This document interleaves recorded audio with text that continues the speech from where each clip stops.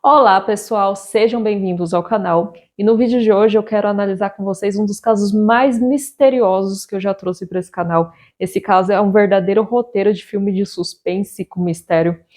E eu nunca tinha ouvido falar sobre esse caso da americana que desapareceu em um cruzeiro, até que eu assisti o novo documentário da Netflix, Onde está Amy Bradley? E nesse vídeo a gente vai analisar o que realmente pode ter acontecido com a Amy. Tudo começou em março de 1998, em que a família Bradley queria fazer uma viagem de férias. Tem relatos que a Amy não queria fazer essa viagem, mas depois de muita insistência da família, ela embarcou em uma viagem de férias para um cruzeiro no Caribe. E depois da meia-noite, no dia 23 de março, a Amy, que estava com 23 anos, e o seu irmão, o Brad, foram para a pista de dança do navio para dançar. Eles voltaram por volta lá das 3 horas da manhã e eles ficaram conversando ali na cabine. E a Amy contou para o seu irmão que tinha um músico que dançou com ela, mas acabou passando do limite. E depois dessa conversa, os dois foram dormir. Por volta das 5 horas da manhã naquele dia, o pai dela acordou e viu os pés dela em uma espreguiçadeira na varanda da cabine. O pai dela voltou a dormir, mas quando ele acorda novamente, a Amy tinha desaparecido. A família contatou as autoridades do navio e eles fizeram uma busca, mas não acharam nada. Mas como eles já estavam chegando no porto de Curaçao para o desembarque dos turistas, a família pediu para não deixar ninguém sair, porque já que se a Amy tivesse presa em alguma cabine, isso dificultaria a procura por ela. Mas a gerência do navio permitiu o desembarque dos passageiros, alegando que eram mais de 2.000 clientes que estavam pagando pela viagem. A família então entrou em contato com a polícia de Curaçao e eles acionaram a guarda costeira para procurar a Amy.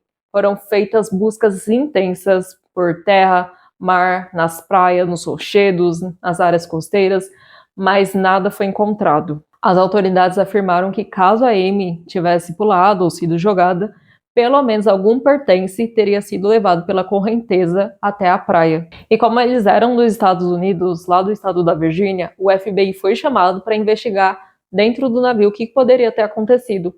Eles foram investigar o quarto da família, porém, estranhamente, o quarto tinha sido limpo pela equipe de limpeza do navio. E como não tinha nenhuma prova mais ali no quarto, eles começaram o interrogatório da família e de alguns passageiros. Tanto pelo relato do irmão que ela tinha dançado com um baixista, como de duas mulheres testemunhas que falaram que viram a Amy no elevador com aquele mesmo baixista horas depois.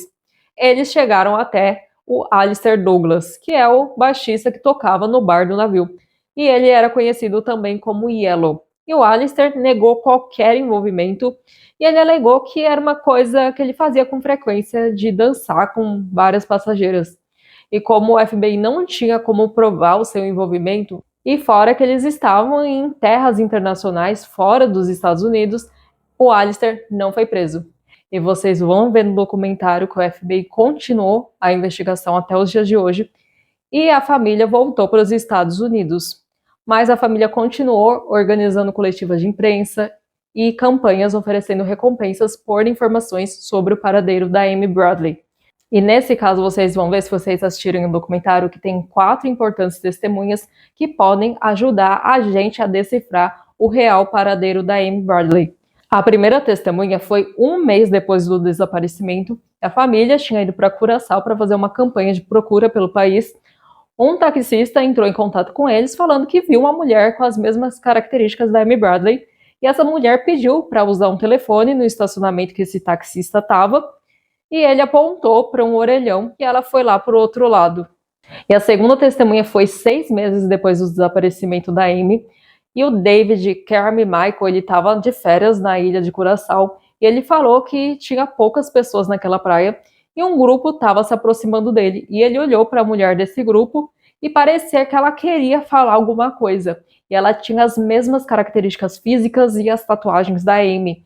Um homem apareceu e fez um sinal para que ela se afastasse.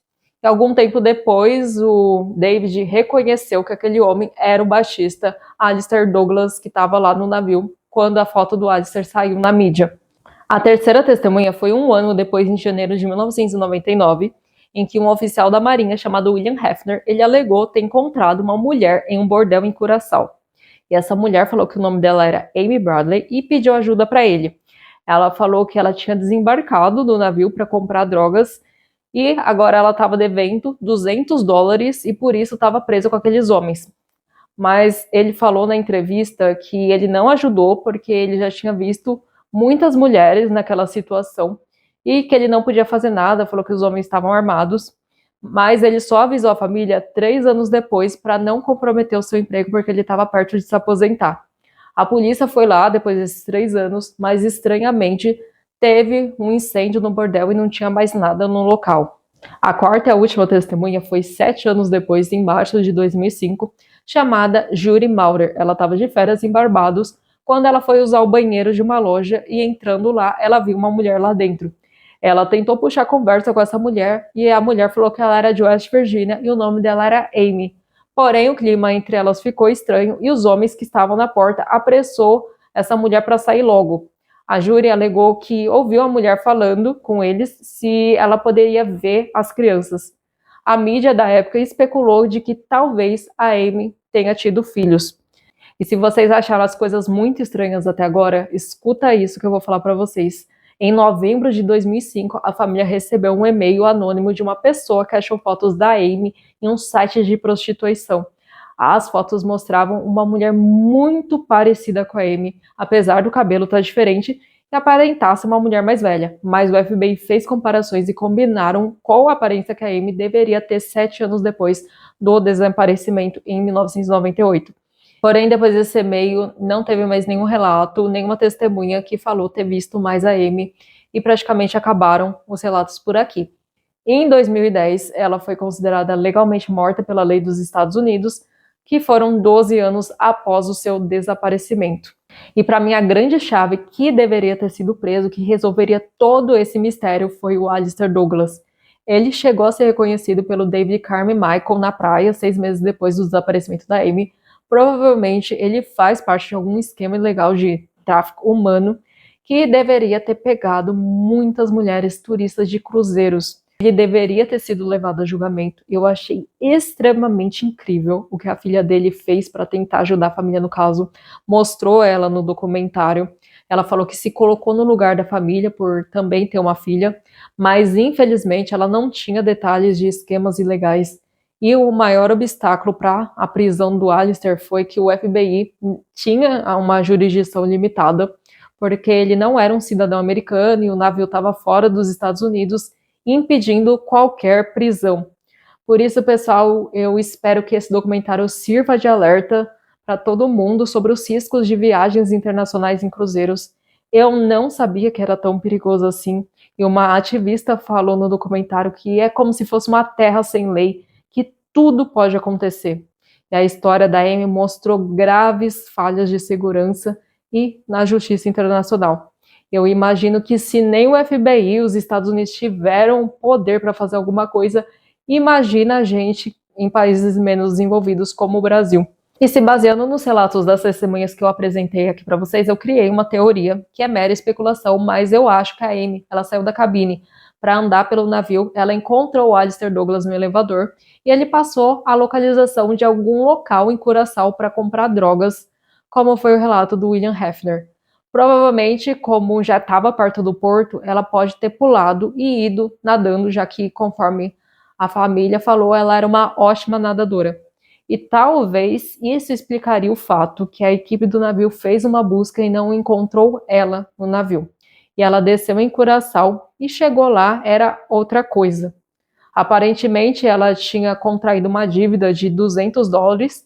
E eu não sei se vocês já viram falar, mas essas situações já foram retratadas em notícias e até mesmo em filmes de mulheres que são coagidas a se prostituírem para pagar dívidas impostas por criminosos. Só que isso acaba sendo uma forma de golpe, porque as mulheres nunca conseguem pagar essas dívidas e elas ficam a vida inteira presas com caras armados impedindo a saída dela. Naquela época, esses esquemas eram mais comuns e menos combatidos pela polícia. Todas as pistas mostradas nesse documentário indicam tráfico humano, e aquela hipótese de que ela tenha sumido no mar foi defendida pela empresa do cruzeiro, a Royal Caribbean. Mas tudo isso, na minha opinião, pode ter sido uma tentativa para desviar o foco do descaso que eles tiveram com a investigação. E eu falei no começo desse vídeo que a família tinha pedido para eles não deixarem as pessoas desembarcarem no Porto de Curaçao, mas eles falaram que os clientes deles tinham prioridade.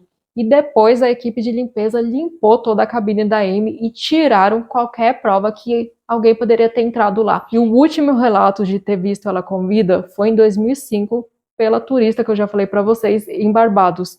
E depois disso, agora, nos últimos anos, que a gente tem mais tecnologia, os relatos desapareceram. Já se passaram 20 anos desde aquele dia da turista, e eu acho muito difícil ela estar viva, já que esses traficantes mantêm as mulheres em condições precárias. Eu achei incrível a produção desse documentário, foi feito de uma forma muito respeitosa com a família e foram apresentadas as principais informações sobre esse caso. Eu fiquei muito triste, principalmente pelos pais da Amy, porque já se passaram 27 anos e o casal que agora está idoso ainda tem esperanças de que a filha deles vai voltar para casa. E eu acho que não saber a verdade é pior do que sepultar um filho, porque pelo menos a família enterra e vive o luto e encerra aquele ciclo. Mas saber que a sua filha pode estar sofrendo por aí décadas sem você poder fazer nada, deve ser uma das piores coisas do mundo. E sinceramente, eu espero e peço para Deus que os pais dela reencontrem a filha ainda em vida. E deixa aqui nos comentários qual foi a sua opinião sobre esse caso. E se ainda não viu, assiste o documentário que vocês vão descobrir todos os detalhes desse caso. E se gostou dessa análise, curte, inscreva-se no canal. E eu vou deixar linkada aqui a análise que eu fiz do caso da Nora Dalmasso, que é outra mulher que teve um caso muito misterioso. E eu te vejo lá no meu outro vídeo.